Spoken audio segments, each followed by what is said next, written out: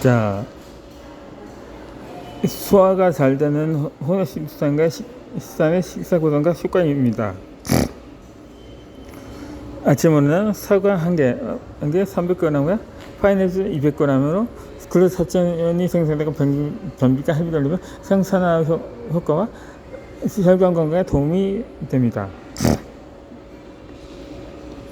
점심으로는 고구마와 바나나, 파인애플 300g과 키위 300g은 근육이 형성되고 마그네슘이 풍부하며 위점막을 강화시켜줍니다. 저녁으로는 고구마와 무밥, 파인애플 200g의 디톡스와 리브 순환을 촉진시켜주며 혈순환에 도움이 줍니다.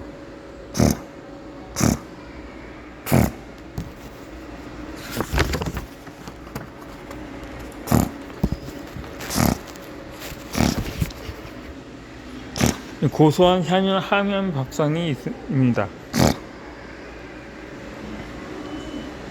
좋은 기름은 염증을 풀어줍니다.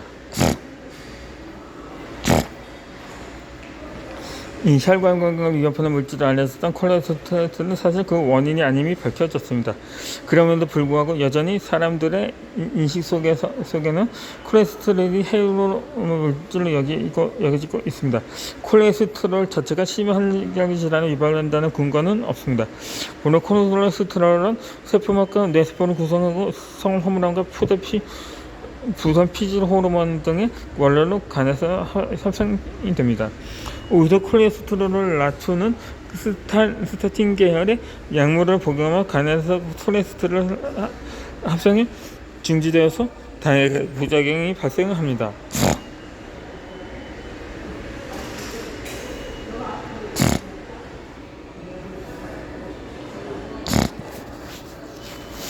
이 콜레스테롤의 어원 자체는 담즙과 관련되어 있습니다. 그래서는 담즙, 스테로이드는 고체라는 의미로 콜레스테롤이 되었습니다. 이 간은 콜레스테롤과 적혈구의 색소인 발리루빈과 몇 가지 물질로 담즙을 만듭니다. 담즙은 지방을 소화시키고 흡수시키는 데 반드시 필요하며 칼슘 흡수에도 중요한 역할을 합니다. 칼슘 자체가 부족해서 뼈 질환에 문제가 생기는 것보다 담석으로 인해 담즙의 양이 적어진 것이 원인이라는 주장도 있습니다. 또 콜레스테롤을 위험물질로 오해한 결과 콜레스테롤 저하자가 수많은 질병의 원인이 될 수 있습니다. 노르웨이 과학기술 대학교 연구팀은 약 5만 명을 대상으로 심혈관 질환과 콜레스테롤의 수치 상관관계를 연구했습니다. 그 결과 오히려 여성과 노인의 경우 총 콜레스테롤 수치가 높을수록 암이나 심장마비, 뇌졸중 등의 발병 위험이 더 줄어든다고 주장했습니다. 이 콜레스테롤과 심혈관 질환은 아무 관계가 없습니다.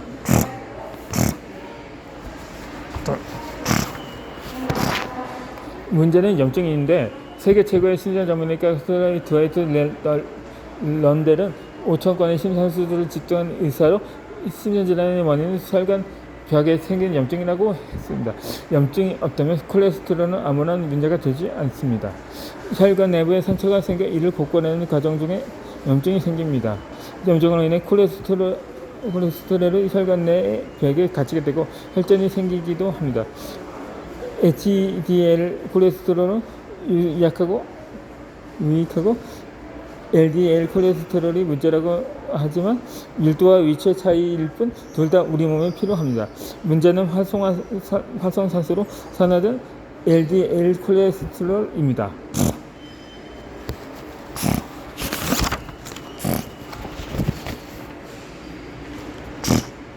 이 콜레스테롤을 줄이려는 노력보다 염증을 줄이려는 노력이 건강한 몸을 만듭니다.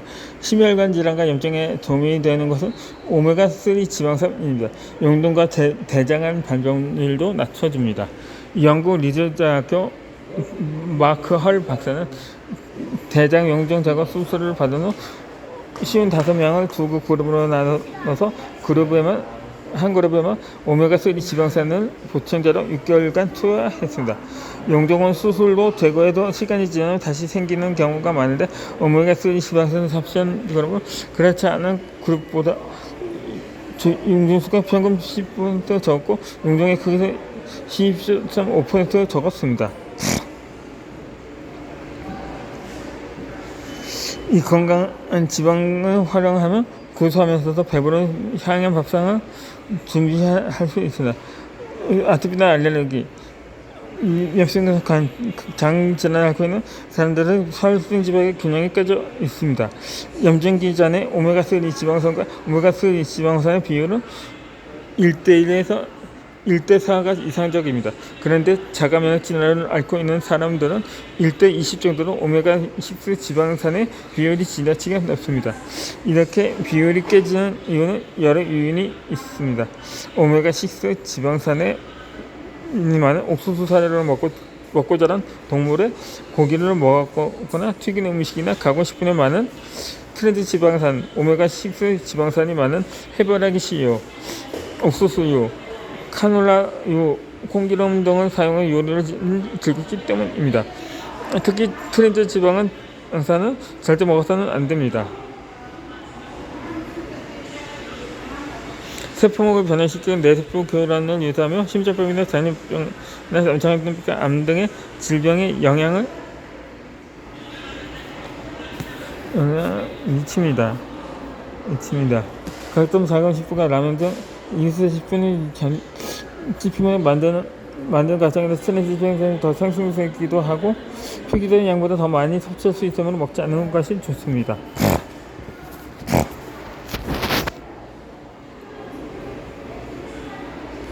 또한 포화 지방은 나쁘고 불포화 지방이 좋다고 생각하는 것은 잘못된 인식입니다. 지방산 구조의 차이일 뿐 좋다 나쁘다 판단하지는 않습니다. 코코넛 오일은 포화 지방이지만 다이어트와 엄청나게 도움입니다. 그를 즐기는 항염, 항산화제가 하는 로스마리산이 담에서 있습니다. 들기름은 지금 알파리솔산이 다른 오메가3 지방이 EPA와 DHA의 합성도와 혈액 중에 중화 활성에 도움을 줍니다.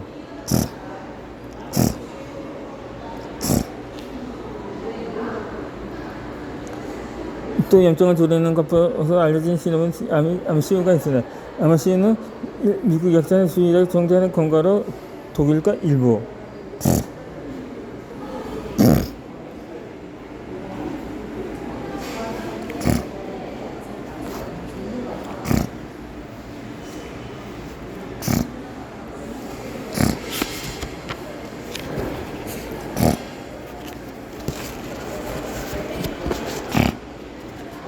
이런 곳에서는 의사가 약으로 처방하기도 합니다. 오메가3 지방산이 전체의 60%를 차지해서 혈액순환에도 도움을 줍니다. 이 리그란이라는 성분이 항산화와 항암 자극을 하고 호르몬과 관련된 성장을 변화시켜 주어서 중성 여성에게 좋습니다. 그 외에도 아보카도나 견과류, 들비노, 올리브유 등 매일 적정량을 섭취하는 게 좋습니다. 오메가3와 지방산이나 많은 연어와 고등어도 좋은 공급원이 됩니다. 염증이 많은 몸의 불포화 지방산과 또 오메가6 지방산이 높은 기능을 처리하는 것이 전통적 생활 치고 실제 기업계는 파모일, 카놀라유 등의 예입니다. 여러 오리 혼합이 되고 열에 부담을 생합니다. 무엇보다 오메가6 지방산이 함량이 높아 지방성 주변의 균형을 깨뜨릴 수가 있습니다. 기버터와 견과류를 활용한 식사가 있습니다.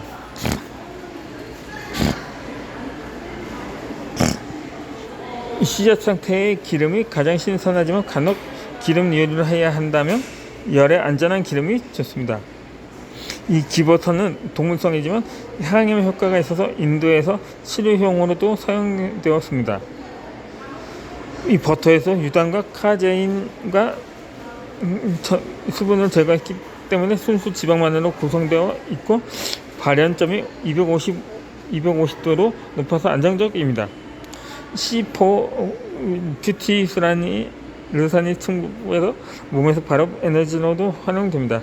요리할 때 얘를 불안정한 불포화 지방산보다 기본적으로 사용하며 산화물 염증에 대해 안정적입니다. 버터의 고소한 맛이 강해서 빵에 대한 욕구가 클 때 기버터로 요리한 음식을 먹으면 욕구 충족도 되고 건강에도 이롭습니다.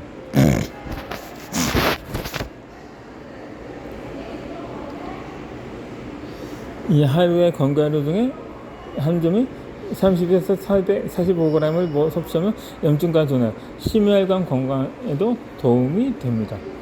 이 호두는 고대 그리스에서 머리에 난 상처를 치료할 때 사용했습니다. 뇌세포의 구성물질인 알파리놀레산과 칼슘이 풍부하고 뇌와 신경을 강화하는 레시틴이 함유되어 있습니다. FDA는 하루에 호두 43g을 섭취하면 심장병 예방에 도움이 된다고 했습니다. 삼천음을 먹은 직후 먹는 것보다 공복 시 먹으면 흡수율도 높고 포만감을 줘서 다음 식사의 양을 줄여주는 효과가 있습니다. 견과류 섭취 시 높은 칼로리로 살이 찔다는 생각보다 자연의 기름으로 몸의 염증을 조절해주고 혈관 건강에 도움이 된다는 생각으로 먹는 것이 좋습니다. 전을 만들 때는 염증을 유발하고는 밀가루 대신 아모드 가루를 사용하는 것이 좋습니다. 혈당에도 안정적이며 고소한 맛이 강해 밀가루 음식이나 빵에 대한 욕구를 줄여줍니다. 고소한 한식 함양 식단입니다. 식사 권한과 효과입니다. 아침에는 사과 1개에 300g과 토마토 200g으로 지독수와 변비 해결해주고 건강에 도움을 줍니다. 접시물에 식전과일 1개와 현미밥 더하기 해조류 플러스 시금치와 백김치와 김으로 심내중 혈관 건강을 지켜주고 향암에 효과를 줍니다. 저녁으로는 식전 과일 1개와 당근 기버터 고기로 호박에 아몬드 전으로 눈 건강에 디톡스와 항염 효과가 있습니다.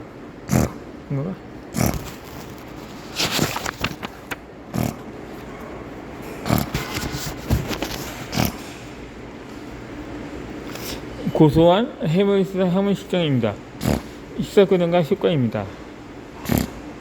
아침에는 사과 1개 300g과 토마토 200g으로 디톡스와 변비 해결해주고 혈관 건강에 도와줍니다. 이 점심으로는 식전과일 1개와 양파에 고등어 및 연어 기버터 구이와 쌈채소 백김치로 심혈관 건강과 항암에 도움을 줍니다. 저녁으로는 식전과일 1개와 현미 반밥에 맑은 미역국과 쌈채소 들기름 친 나물 백김치도 등이 직수와 혈관 건강에 도움을 줍니다. 다음 영상에서는 고도한 건강 함양 식단을 설명해 드리도록 하겠습니다.